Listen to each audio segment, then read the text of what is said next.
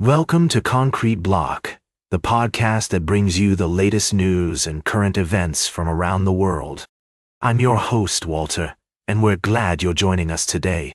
We've got a lot to cover, but first, let's start with some breaking news out of Nigeria. Former President Muhammadu Buhari has passed away in London at the age of 82. According to reports, Buhari had been dealing with a prolonged illness and had been in the UK for the past 3 months. Buhari was a significant figure in Nigerian politics, having first led the country as a military ruler in the 1980s. He later transitioned to democratic politics and won the presidency in 2015, becoming the first opposition candidate to defeat a sitting leader in Nigeria's history. During his time in office, Buhari faced numerous challenges, including economic struggles, security concerns, and health issues. Despite his controversial tenure, Buhari remains an important figure in Nigerian history, and his passing has sparked an outpouring of tributes and condolences from across the country and around the world. Current President Bola Tinubu has ordered flags to fly at half-staff in honor of Buhari, and many Nigerians are reflecting on his legacy and impact on the country.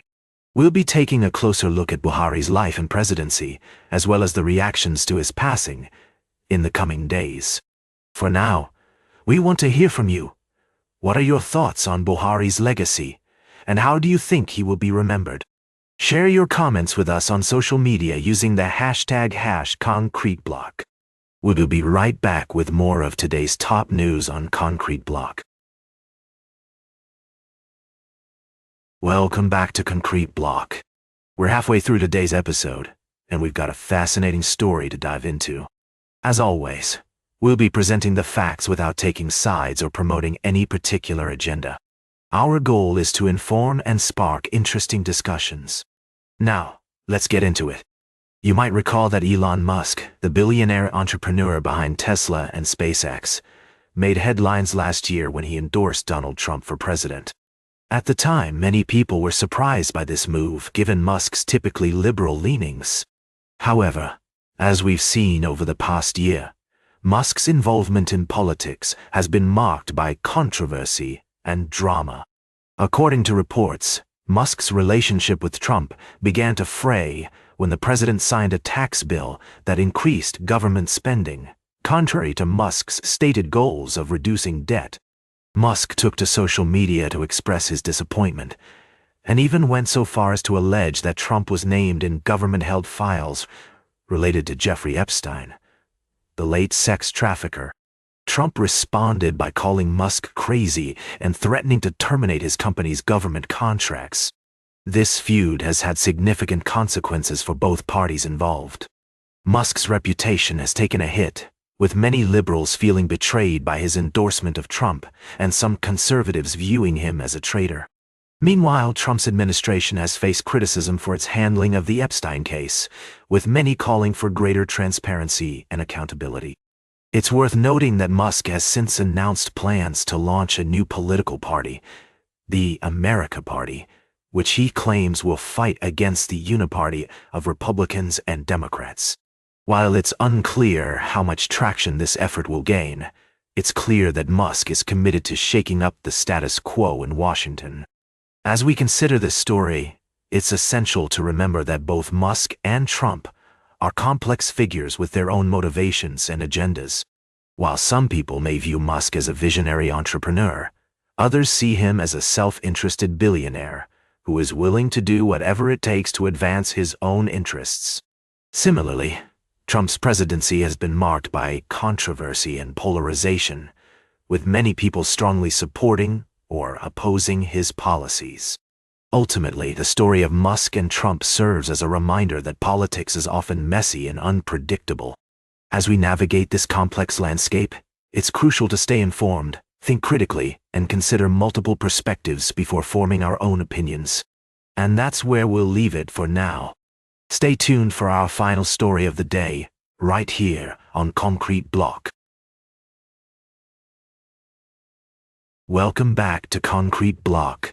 Today, we're going to dive into a complex and timely issue that's been making headlines lately.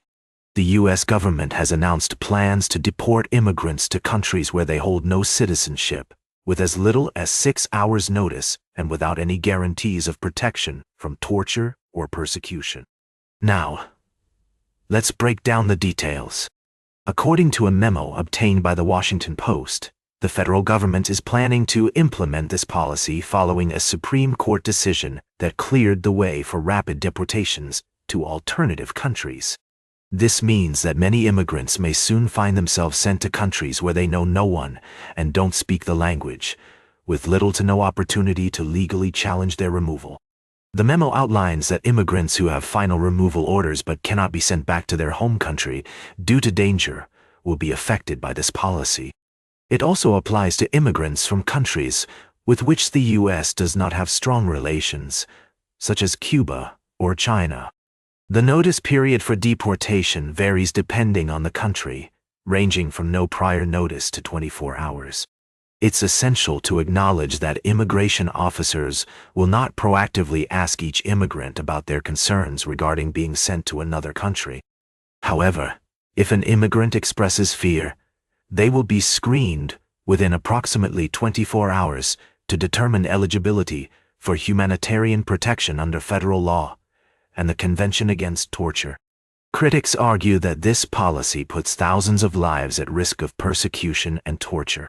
Trina Relmuto, executive director of the National Immigration Litigation Alliance, expressed concerns about the potential consequences, stating that it puts thousands of lives at risk of persecution and torture. On the other hand, proponents of the policy argue that it's a necessary step to address immigration issues and maintain national security. The administration has been moving forward with deportations, despite recent shifts in public opinion.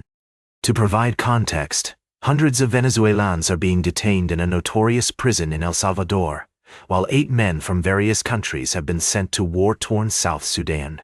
There have also been reports of illegal deportations, such as the case of Kilmar Abrego Garcia, who was sent back to his home country in violation of a judge's order.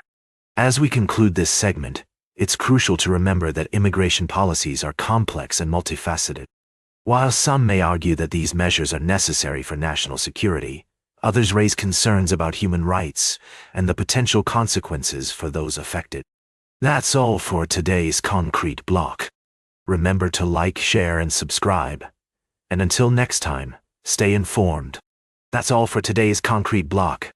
Remember to like, share, and subscribe. And until next time, stay informed.